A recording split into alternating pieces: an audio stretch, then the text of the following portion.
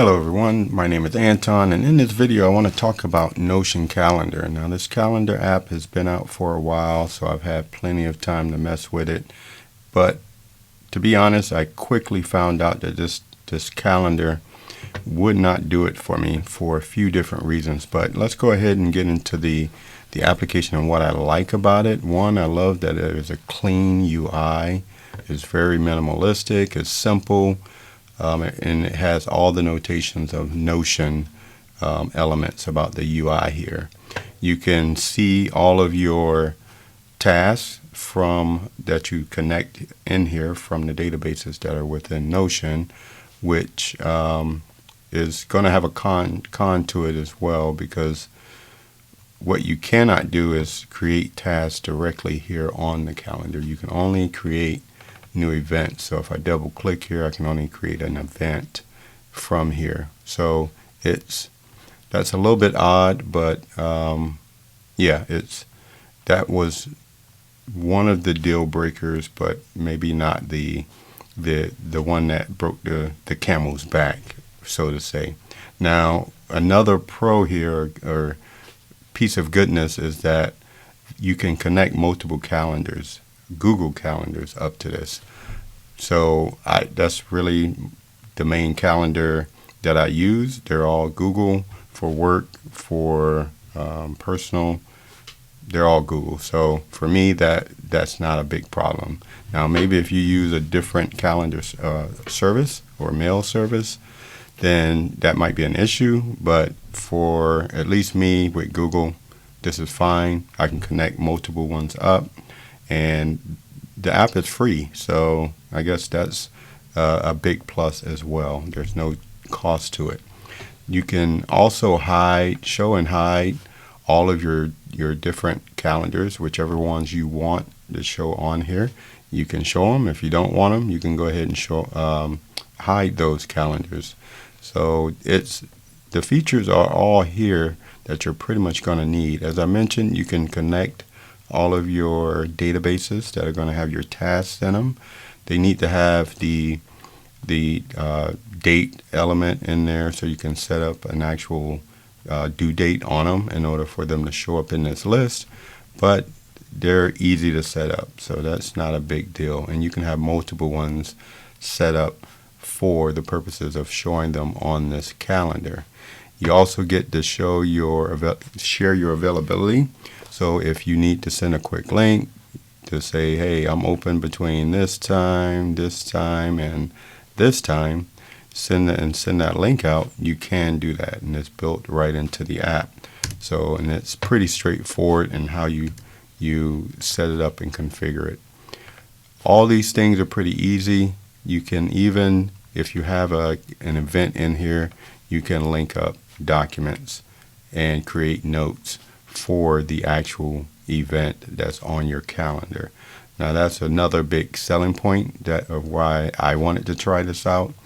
One, to see all of my tasks, that if I set them up in Notion, I can see them on the same calendar as all my events, but also to be able to create meeting notes and have those linked with the actual calendar item as well. So that can be done here.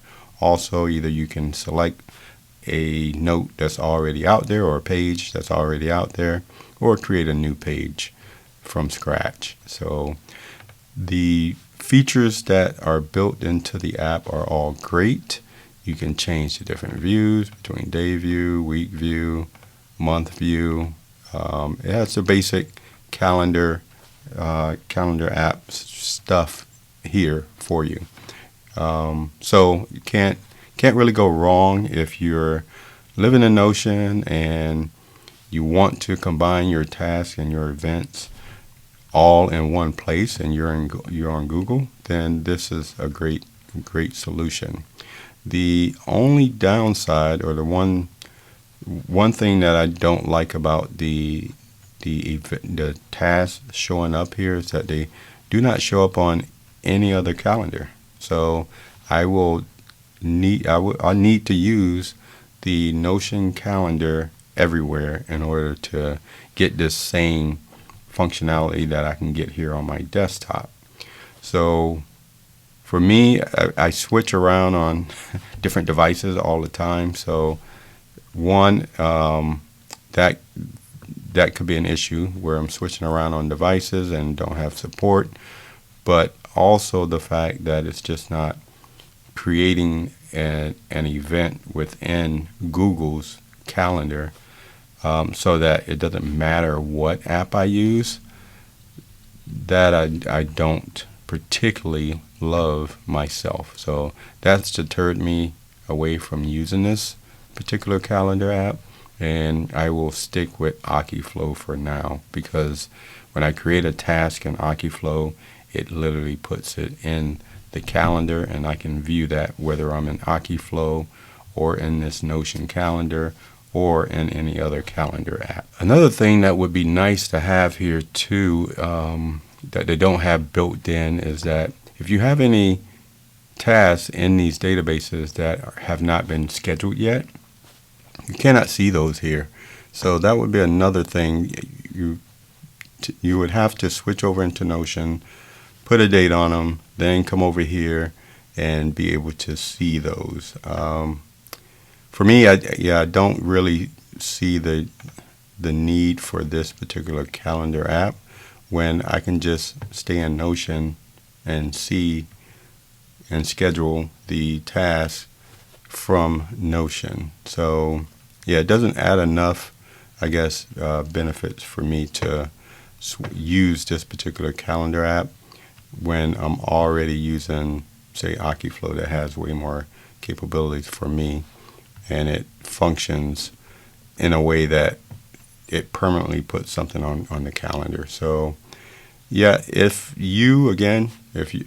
this works for you, this is a really elegant looking application, and it functions very well. If you're really deep into Notion, I think this is actually a great application to use. And for Notion to provide it for free, it's another big bonus to why not use it if you can, if it works for you. So that is really it. If you like the video, don't forget to like and subscribe to the channel. And until the next time, have a nice day.